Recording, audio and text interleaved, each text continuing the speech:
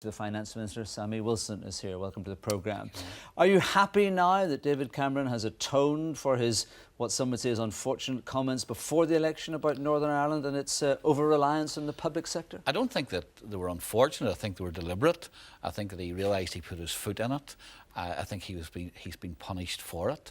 We highlighted the implications it would be for Northern Ireland, and it's nice to see that actually, in light of that, he has now offered that at least there should be a choice as to whether or not, if cuts are to be made, they're made now or they're made later, because we of course made the point that we were at a different part of the economic cycle than other parts of the United Kingdom. We do have a heavier dependence on the public sector, but we want to wean ourselves off that, and that will require some pump priming. But it's some kind of Job's comfort, that, isn't it? Because if he imposes cuts and we can defer them, it means at the end of this financial year we'll have double cuts next year. Well, it does, and that's why it's simply a flexibility, Noel, and it's a decision that the executive will now have to make. And one of the things I'll be wanting to discuss with executive ministers is, and it's not all or nothing, do we, if there are, say, £150 million cuts this year, do we implement them all this year?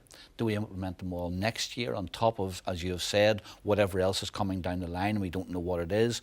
Or do we go for some in-between way? Because, of course, don't forget, throughout the year, there's always money surrendered from departments that they can't spend.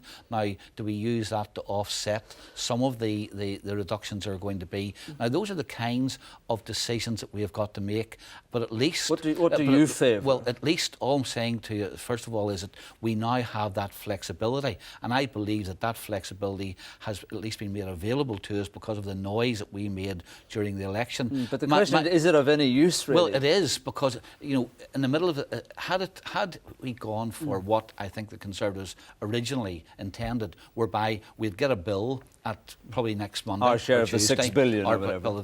And in the middle of a financial year, we simply had to find that money. There may have been some difficulty because departments have planned already. My feel for this is that I don't wish to have this year's reduction on top of whatever's coming next year as well, and I think that we've got to find some in-between way of doing with this. Where we can make savings this year, let's make them. If we can make them all, well and good. If we can't make them all, or we feel that because we're not out of the recession in this part of the United Kingdom, there are things that we can't afford not to spend money on, then we'll maybe have to pass some on to next year. But at least we have now got the flexibility. We're not in a straitjacket, and we've got some choices to make.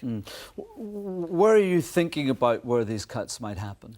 Well, I think that, first of all, if you look at what has been, we don't know what the level of them is going to be. What we suspect, it could be around 120 to 150 million pounds.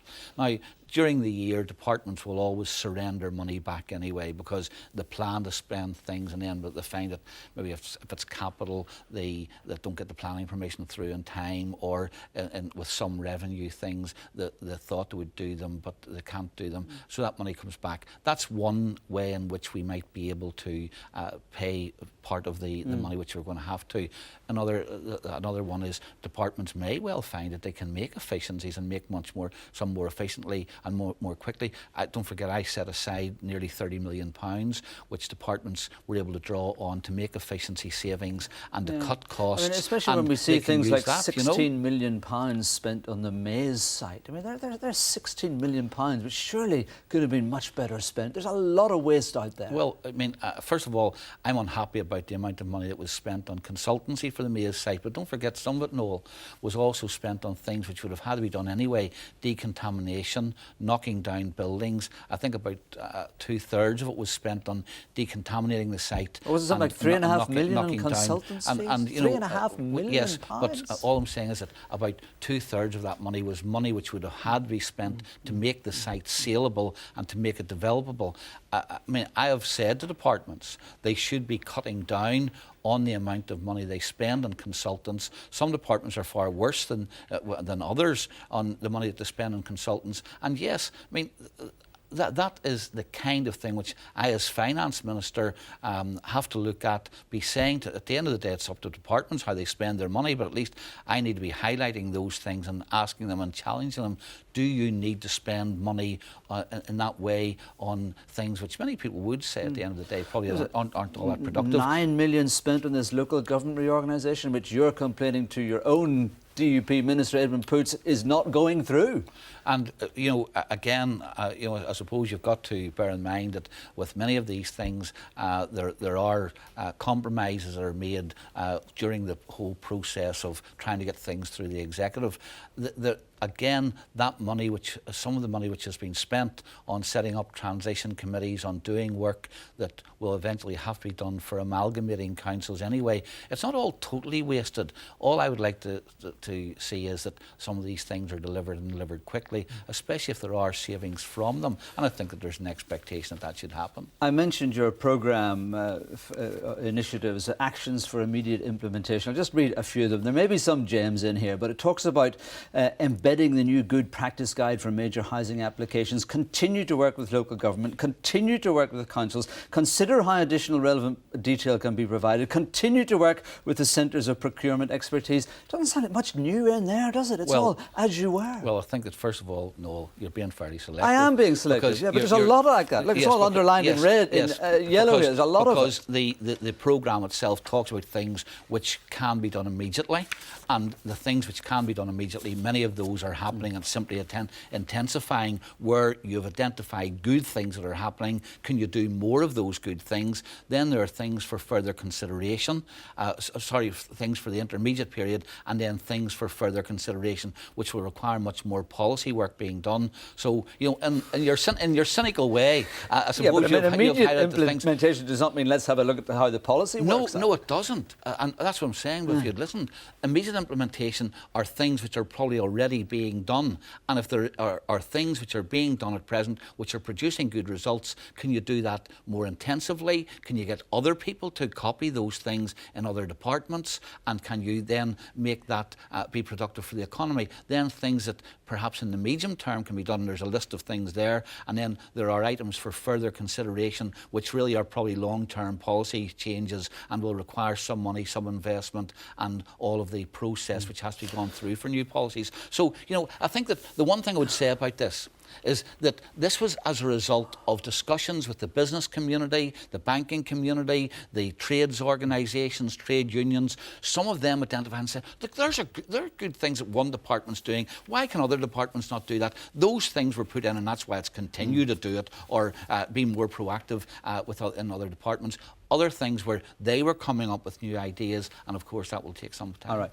No prizes for guessing my next question. Water charges. When? Well, I think that, again, that will be a decision that the executive will have to make. I have made my view on it, and indeed in the spending review this year, I indicated what the cost of not charging fully for water, we charge partly for water, not charging fully for water is going to be, and at the end of the day, the executive will have to make a decision.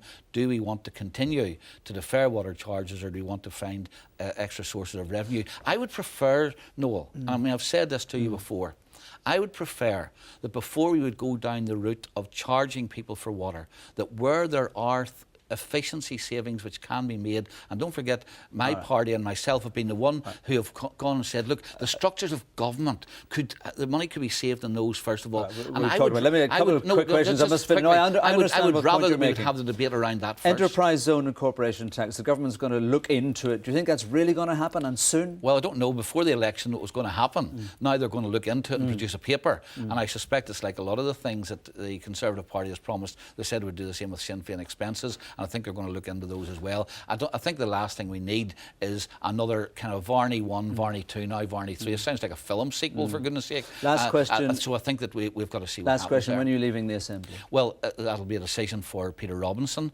to make. There obviously will be some transitional things. We're going to have a new budget probably coming in. He may well want me to see that through before, rather than throw somebody into the melting pot immediately. So while some of your colleagues have given a date, you're not giving a date. And I think that we said that we would phase it in as it was appropriate, but at the end of the day, it'll be for Peter to make that decision. Minister, thank you very much indeed. Thank you.